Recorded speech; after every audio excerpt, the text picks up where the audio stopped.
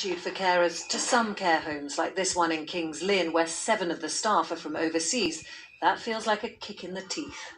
We would not have survived without the benefit of our overseas staff. The contribution that they have made to the care of the residents that we have here has been second to none. Homes like this simply won't be able to survive. The road ahead for business is going to look rather different too, with all companies having to fill out customs declarations for imports and exports. It is anticipated that the 50 million custom documents that are currently being produced is going to multiply 5 times, i.e. to 250 million custom declarations. So that's a huge amount of additional work, and of course it will necessarily sort of slow down the supply chain.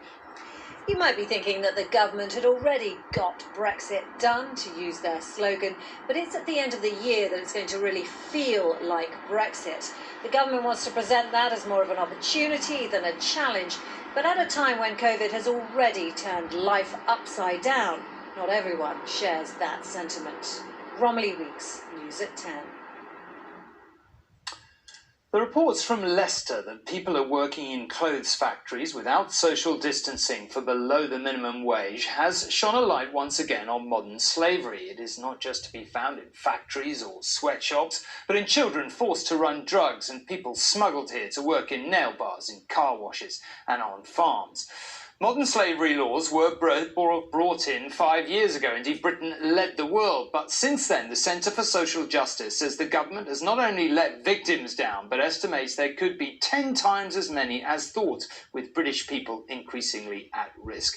And traffickers have been adapting their tactics during lockdown, as Julie has been investigating.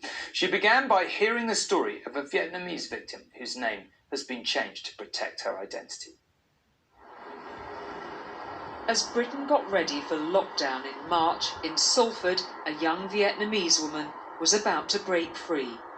There was no one who was around to guard us. It was about 3 a.m. and I picked up a customer's coat and I left.